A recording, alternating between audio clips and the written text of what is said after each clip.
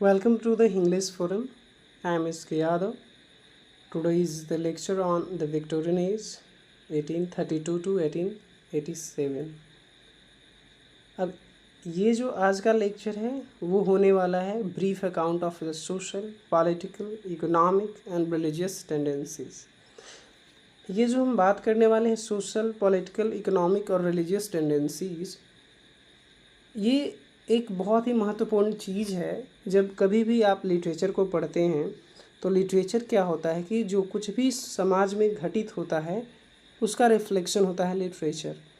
तो अगर जिस भी एज को आपको जानना हो बेहतर तरीके से और लिटरेचर को समझना हो तो उसके पहले उस सोसाइटी के बारे में जानना बहुत ज़रूरी हो जाता है कि उस समय का जो सोसाइटी था वो कैसा था, वहाँ का पॉलिटिकल कंडीशन क्या था, डेमोक्रेटिक किस तरीके से काम कर रहा था, इंडस्ट्रियल वहाँ का किस तरीके से वर्क कर रहा था, फिर आपका साइंटिफिक एडवांसमेंट था या नहीं था वो आपको देखना पड़ेगा, सोसाइटी किस तरीके से काम कर रहा था, आपका रिलीजियस जो था वो किस तरीके से वर्क कर रहा था। तो ये तमाम तरह की चीज़ें हैं जो आपको बहुत ही महत्वपूर्ण हो जाते हैं जब कभी भी आप किसी भी समाज को जानने का अच्छे तरीके से जानने का कोशिश करते हैं। तो और ये सारी चीज़ें अगर आपको क्लियर हो जाती हैं तो आप किसी भी वर्क को बेहतर तरीके से समझ सकते हैं, किसी भी राइटर को बेहतर तरीके से समझ सकते हैं।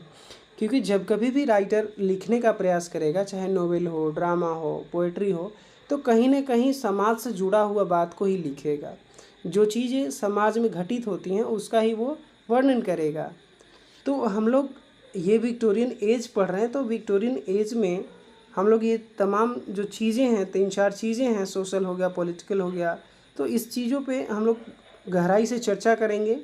और इसको इंडिया के कंटेक्स्ट में मैं बात करूँगा क्योंकि हम लोग इंडिया में रह रहे हैं और 2024 में रह रहे हैं। तो इस कंटेक्स्ट में मैं बात करने का प्रयास करूँगा इसलिए क्योंकि यहाँ की जब मैं बात करूँगा तो बेहतर तरीके से हम लोग विक्टोरियन एज को समझ पाएंगे। बात तो हम लोग 1832 के आसपास और 1887 के बीच का कर रहे हैं, लेकिन वो कंडीशन आज हमारे इंडिया में भी देखा जा सकता है। अभी भी उस तरीके का चीज़ें हैं जो हो रही हैं। तो हम लोग देखेंगे कि वो जो ईरा था विक्टोरियन ईरा, वो क्या था, मटेरियल एफ्लुएंस था, मटेरियलिज्म का जो ज़माना हो गया था क्योंकि बहुत सारी चीज़ें आ गई थी तो लोग मटेरियल वर्ल्ड की तरफ ज़्यादा अग्रसर हो गए थे, जैसा कि आज हम इंडिया में देख सकते हैं। सारे लोग मटेरियलिज्म के पीछे भाग रहे हैं, सबको चाहिए धन संपत्ति, अच्छा खाना, अच्छा पहनना, अच्छा ओढ़ना, ये तमाम तरह की चीज़ें थी। फिर आपका पॉलिटिकल कॉन्शसनेस, अब पॉलिटिक्स में लोग रुचि लेना स्टार्ट कर दिए थे तो पॉलिटिकल कॉन्शसनेस हुआ। फिर आपका डेमोक्रेटिक कुछ चीज़ें हैं उसमें भी रिफॉर्म होने की गुंजाइश बनी। और इंडस्ट्रियल रेवोल्यूशन तो आ ही गया था, इंडस्ट्रीज़ भी आ गई थी। फिर आपका मैकेनिकल प्रोग्रेस स्टार्ट हो चुका था।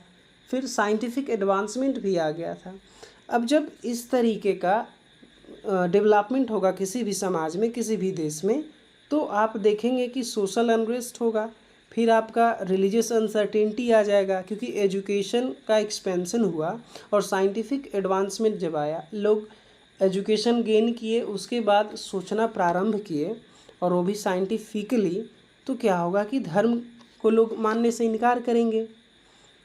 तो ये तमाम तरह की चीज़ें उत्पन्न हो गई जैसा कि इंडिया में हो रहा है। आज एजुकेशन का एक्सपेंशन जब इंडिया में हुआ है तो बहुत सारे ऐसे एक वर्ग बना है जो धर्म को मानने से इनकार कर रहा है, धर्म को खासा महत्व नहीं दे पा रहा है। लेकिन कुछ ऐसे वर्ग उत्पन्न हुए हैं जो काफ़ी ज़्यादा धर्म को अग्रसर हुए हैं, धर्म को लेकर के विवाद उत्पन्न कर देते हैं, धर्म ही सब कुछ होता है उनके लिए। तो उस तरीके का वहाँ भी कंडीशन बना था, विक्टोरियन एज में भी बना था। और कुछ ऐसे लोग होते हैं जो दोनों चीज़ों को एक साथ लेकर के चलते हैं, जैसे कि साइंटिफिक एडवांसमेंट मानेंगे लेकिन रिलीजियस कन्फ्लिक्ट में नहीं जा कर के रिलीजन को भी उतना ही तरजीह देंगे, हाँ चलो ठीक है, बीच का रास्ता अपनाएंगे। तो वो जो चीज़ें हुई थी उसको हम लोग विक्टोरियन कंप्रोमाइज़ कहेंगे। बाद के लेक्चर में हम लोग देखेंगे कि विक्टोरियन कंप्रोमाइज़ किस किस क्षेत्र में हुआ था और कैसे कैसे हुआ था। आज हम लोग थोड़ा सा सोशल और पॉलिटिकल के बारे में जानेंगे, नेक्स्ट लेक्चर में हम लोग आगे चर्चा करेंगे। तो इस तरीके का सोशल अनरेस्ट हो गया, क्योंकि तमाम तरह की चीज़ें बदलना प्रारंभ हुई। तो सामाजिक ताना बाना जो पहले से बुना हुआ था, कुछ लोगों ने स्वीकार किया, कुछ लोगों ने अस्वीकार किया, क्योंकि जनरेशन गैप हो गया था। जैसे आज इंडिया में जनरेशन गैप है, तो कुछ हमारे यहाँ जो पुराने लोग हैं वो अभी भी मानते हैं कि जो हमारी पुरानी मान्यताएं थी वो काफ़ी अच्छा थी और उसी पे लोगों को चलना चाहिए, संस्कृति हमारी थी उसी पे चलना चाहिए। कुछ नए युवा पीढ़ी आए हैं, नए लोग आए हैं जो साइंटिफिक तरीके से पढ़ रहे हैं, सोच रहे हैं, तो उनको लगता है कि नहीं, वो जो पुरानी मान्यताएं थी उनको रद्द होनी चाहिए। तो इस तरह को लेकर के इन दोनों के बीच में कन्फ्लिक्ट पैदा होगा। फिर हम लोग आगे अगर बात करें तो मकाउले आ गए, trumpet the progress that the Victorian have made, Ruskin, Carlyle, Arnold, Lytton Strachey and Trollope raise frowns of disfavour against the sour killing materialism of the age. अब इस तरीके का जो राइटर आए, मकाउले हो गया, मकाउले का आप 1835 में जो एजुकेशन पे उन्होंने इंडिया में दिया था, तो वहाँ पे उन्होंने वर्क किया। रस्किन आ गए, कार्लाइल आ गए, फिर आपका आर्नोल्ड हैं, लिटन स्ट्रैची हैं, ट्रोलॉप हैं। तो इन्होंने क्या किया कि जो मटेरियलिज्म था उसके अगेंस्ट में इन्होंने काम करना शुरू किया। इन्होंने बताया कि मटेरियलिज्म की तरफ जो अग्रसर हो रहे हैं जो सोसाइटी के लोग हैं, वो कहीं ना कहीं गलत रास्ते पे जा रहे हैं। तो ये चीज़ें थी उस समय में। फिर हम लोग आगे देखेंगे कि नेक्स्ट पॉइंट होगा कि a period of peace and prosperity for England. अब जब इंडस्ट्रियल रिवोल्यूशन हो गया, पॉलिटिकल कंसेशनेस आ गया, साइंटिफिक एडवांसमेंट आ गया, एजुकेशनल एक्सपेंशन हो गया, तो प्रॉस्पेरिटी और पीस तो आएगा ही। तो जब इस तरीके का चीज़ें आती हैं तो पीस और प्रॉस्पेरिटी अपने साथ लाती हैं। तो ये चीज़ें थी। नेक्स्ट पॉइंट में आप हम लोग देखेंगे कि इसी में आपका एक जो वॉर था, द क्रीमियन वॉर, जो कि 28 मार्च को 1854 में ग्रेट ब्रिटेन और फ्रांस डिक्लेयर किए थे war against Russia, joining the Ottoman Empire. तो ये था जो वार बहुत समय के बाद इंग्लैंड में उत्पन्न हुआ, जो कि 1815 में नेपोलियनिक वार हुआ था। उसके बाद कभी युद्ध नहीं हुआ था, तो इसलिए प्रॉस्पेरिटी का था। लेकिन बीच में एक छोटा सा ये वार हुआ 1854 वाली। फिर उसके बाद क्या हुआ कि अब जब इस तरीके का थोड़ा सा वार होगा बीच में, तो स्थिति गड़बड़ हो गई। जब स्थिति गड़बड़ हुई, कुछ दिनों तक याद रखें, फिर धीरे धीरे लोग भूल गए। छोटी सी वार थी, जैसे कि हमारे यहाँ भी होते रहता है, कभी पाकिस्तान के साथ, कभी चाइना के साथ, छोटा मोटा झिटपुट झगड़े होते रहते हैं, तो लोग उतना याद नहीं रखते हैं छोटे छोटे घटनाओं को। फिर आप देखेंगे कि peace brought material advancement and industrial progress in the country. अब जब पीस आ गया तो पीस कैसे आएगा? लोग मटेरियलिज्म की तरफ भागे, मटेरियलिज्म का एडवांसमेंट हुआ, इंडस्ट्रियल प्रोग्रेस हुआ। इंडस्ट्रियल जब प्रोग्रेस होगा, कई सारी चीज़ों का निर्माण होगा, तो उसका लोग यूज़ करेंगे, भरपूर यूज़ करेंगे, और उसी तरीके से मटेरियलिज्म की तरफ चले जाएंगे, जैसा कि आज हम लोग कर रहे हैं इंडिया में। इंडिया में आज हम लोग यही कर रहे हैं, मटेरियलिज्म की दौर में जी रहे हैं। जो भी चाहिए सामान पूरे घर में भर देते हैं, अननेसेसरी जो चीज़ें हैं वो चीज़ें भी चलती हैं। फिर आपका देखेंगे कि mills and factories were established at important centre. अब इंडस्ट्रियल रिवोल्यूशन जब हुआ तो बहुत सारे मिल्स लगे, फैक्ट्रीज़ लगे। अब जब फैक्ट्रीज़ लगे, मिल्स लगे, तो जाहिर सी बात है कि लेबर्स का ज़रूरत पड़ेगा, और उसमें जो सबसे ज़्यादा जो फ़ायदा होगा, बेनिफिट होगा, वो केवल मिल मालिकों का होगा और फैक्ट्री मालिकों का होगा। क्योंकि इंडस्ट्रियल एडवांसमेंट जब आया तो created social and economic unrest and economic distress among the masses. अब एक तरफ जो कंपनी के मालिक होंगे, मिल के मालिक होंगे, तो उनके पास इकोनॉमिक वेल्थ जो होगा वो बहुत ज़्यादा हो जाएगा। जो वर्कर होगा उनके पास बहुत ही कम हो जाएगा, खाने के भी लाले पड़ जाएंगे। जैसे कि आज हम लोग यहाँ इंडिया में भी देख सकते हैं कि जो कंपनीज़ के मालिक होते हैं, कंपनी होती हैं, उनको 12-12, 14-14 घंटे काम करवाती है, और मजदूरी के नाम पे उनको 7 से 8 हज़ार पेमेंट दिया जाता है। पूरी तनख्वाह दी नहीं जाती है जितना काम कराया जाता है। तो इस तरीके से, जैसे सिंपली हम लोग उदाहरण के तौर पे ले कि 2-4 इंडस्ट्रियल यहाँ पे इंडस्ट्रियलिस्ट जो है ग्रोथ कर रहे हैं, जैसे अडानी हो गया, अंबानी हो गया। तो उसी तरीके से वहाँ हुआ कि जिनका मिल था, जिनका फैक्ट्री था, उनकी दिन दुगनी रात चौगनी वो डेवलपमेंट हो रही थी। फिर हम लोग आगे देखेंगे कि जो the industrial revolution while creating the privileges class of capitalist and mills honour.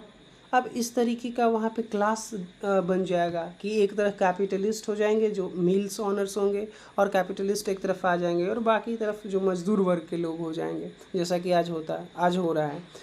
तो इस तरीके का चीज़ें था। फिर हम लोग देखेंगे कि also brought in its wake the semi starved and ill clad class of labourers and factory workers. अब जब हम लोग देखें कि पूरी तरीके से तनख्वाह नहीं दी जाएगी, जितना काम करवाया जाएगा उतना अगर तनख्वाह नहीं मिलेगा तो सेमी स्टाफ्ड होगा ही, लोग आधे पेट खाएंगे, कम भोजन करेंगे, क्योंकि फैमिली को चलाना होता है। तो 8-10 हज़ार अगर पेमेंट आजकल मिल रहा है फैक्ट्रीज़ में 12-14 घंटे करने के बाद भी, तो लोग क्या करेंगे कि थोड़ा कम खाना खाएंगे, बीमारी वगैरह भी होगा तो भी झेल लेंगे, बाकी क्योंकि फैमिली भी चलाना होता है। तो इस तरीके का कंडीशन वहाँ भी बना था। जब विक्टोरियन एज था तो काम बहुत ज़्यादा करवाया जाता था, क्योंकि नया नया इंडस्ट्रियलिज्म आया था, इंडस्ट्रियलिस्ट शुरू करवाए थे काम, तो बहुत ज़्यादा ज़रूरत था लेबर का, काम का। फिर आप जब देखेंगे कि the operation of little children and the prevalence of religious hypocrisy, फिर साथ ही साथ क्या था कि जब उस तरीके का फैक्ट्रीज़ बना तो सबसे सस्ता जो लेबर होते थे विमेंस होते थे और चिल्ड्रेन होते थे। तो चिल्ड्रेन से काम कराया जाता था, जैसे कि चिमनी स्वीपर आप देखेंगे पोएम है, चिमनी स्वीपर में बच्चे लोगों उससे चिमनी साफ़ करवाई जाती थी, क्योंकि बच्चे लोगों को लेबर को, वर्कर को जो रुपए होते हैं, तनख्वाह होते हैं, वो कम देने पड़ते हैं, इसलिए बच्चे और महिलाओं का काम ज़्यादा हो जाते हैं। आज भी हमारे यहाँ इंडिया में बीड़ी फैक्ट्रीज़ में आप देखेंगे कि बच्चों को या और जगह जो होता है चाइल्ड लेबर जारी है। फिर आप देखेंगे रिलीजियस हिपोक्रेसी, जैसे कि इंडिया में भी रिलीजियस हिपोक्रेसी है, लोग धर्म के नाम पर किस तरीके से हिंदू मुस्लिम कर रहे हैं और किस तरीके से माजरा लगा रहे हैं, आप कई घटनाएं ऐसे देखे हैं। उस तरीके से वहाँ भी यही हाल था जो आज हमारे यहाँ हाल है। फिर वो full and deplorable condition of labourers, miners, debtors and prisoners out of the eyes of social reformers. अब जब इस तरीके का हाल था सोसाइटी में, इस तरीके से कंडीशन था पूरे देश में, इंग्लैंड में, तो कई सारे ऐसे सोशल रिफॉर्मर्स आएंगे जिस तरीके से हमारे यहाँ सोशल रिफॉर्मर्स काम करते हैं, जैसे मेधा पाटकर हो गया, इनरोम शर्मिला हो गई, फिर आपका यूसुफ मलाला जई जो पाकिस्तानी हैं, फिर आप इस तरीके के कई सारे NGOs में काम करने वाले कई सारे ऐसे सोशल रिफॉर्मर्स हैं जो काम करेंगे उन लेबरर्स के लिए, उन माइनर्स के लिए, उन डेटर्स के लिए, कुछ प्रिजनर्स के लिए काम करेंगे। तो वहाँ भी इस तरीके से लोग आगे आए और कुछ सोसाइटी में चेंज लाने का प्रयास किया, सोशल रिफॉर्म करने का प्रयास किया। फिर हम लोग देखेंगे कि उसी समय विक्टोरियन एरा में vigorous social reform and age of humanitarian consideration and social uplift for the masses. अब जो वहाँ का सोसाइटी था उसको चेंज करने का, उसमें रिफॉर्म लाने का बहुत सारे सोशल वर्कर्स ने काम किया और ह्यूमैनिटी की तरफ भी काम किया, क्योंकि बच्चों से काम करवाना, ज़्यादा घंटे तक काम करवाना और बच्चे को मेहनताना न देना, ये इनह्यूमन था। तो इन चीज़ों में काम किया गया वहाँ पूरे मासेस को अपलिफ्ट करने के लिए, कि जब हम छोटे छोटे बच्चों को अपलिफ्ट करेंगे, एजुकेशन देंगे, तो जा कर के हमारा सोसाइटी बेहतर होगा। फिर हम लोग उस समय के जो राइटर थे, उन राइटर में क्या क्या देखने को मिल सकता है, ये जब हम लोग देखेंगे तो जैसे डिकेंस हो गया, मिसेस गास्किल हो गए, थॉमस कार्लाइल हो गए, रस्किन हो गए, तो देखेंगे कि इनके जो वर्क थे उनमें हम लोग सोशल हो गया, आपका पॉलिटिकल होगा, economic life of the country जो होता है, उन मैन का वर्क का और उनकी कहानी को दिखाया गया है। जैसे आप हम लोग देखेंगे चार्ल्स डिकेंस का एक वर्क है जिसमें एक छोटा बच्चा होता है, चाइल्ड लेबर होता है जो वर्क करता है। तो इनके वर्क में हम लोग देखेंगे कि वो जो सोसाइटी था बच्चों से कैसे काम करवाता था, चोरी करवाना, काम करवाना, चिमनी स्वीपर में हम लोग पोएम में देखेंगे। तो इस तरीके से इनको वर्क में रिफ्लेक्शन मिलेगा आपको कि पॉलिटिक्स कैसा था। उसमें कई सारे ऐसे डिकेंस के वर्क हैं जिनमें पॉलिटिकल सटायर किए गए हैं कि पॉलिटिक्स उस समय का कैसा था। तो डिकेंस का नॉवेल पढ़ेंगे तो हम लोग बहुत ही अच्छी तरीके से समझ पाएंगे। फिर कई सारे ऐसे वर्क हैं जो इकोनॉमिकल कंडीशन दिखाएंगे कि उस समय के जो लेबरर थे, चिल्ड्रंस थे, और डेटर थे, तो उनका इकोनॉमिक कंडीशन क्या था, हम लोग इन तमाम सारे राइटर्स के वर्क के थ्रू जान पाएंगे। आगे हम लोग देखेंगे कि फिर क्या होगा कि the growing of importance of masses and the large number of factory hands give a support to the reform bills. अब क्या हुआ कि बहुत सारे जब फैक्ट्रीज़ बन गए, मिल्स बन गए, तो लेबर्स की बहुत सख्त ज़रूरत हो गई, ज़रूरत से ज़्यादा प्रोडक्शन करना था। तो इस वजह से कई कई घंटे काम करवाने पड़ गए, कई 48 घंटे कई बार काम करवाने पड़ गए। जैसे कि आज होता है हमारे यहाँ मज़दूर से आप जब पूछेंगे जो फैक्ट्रीज़ में काम करते हैं, उनसे बात करेंगे तो पता चलेगा कि उनको 2-2 दिन तक लगातार काम करवाया जाता है। उसी तरीके से वहाँ भी काम करवाए जाते थे। इंडस्ट्रियल रेवोल्यूशन आए थे तो ज़्यादा से ज़्यादा प्रोडक्शन करना था, इस वजह से लेबरर्स से बहुत ज़्यादा काम करवाया जाता था, 18 घंटा, 20 घंटा, 24 घंटा, 48 घंटा। तो फिर क्या होगा कि कुछ रिफॉर्म्स बिल्स लाने की ज़रूरत पड़ेंगे। अब जब रिफॉर्म बिल आएगा तो उसमें कुछ सुधार होगा।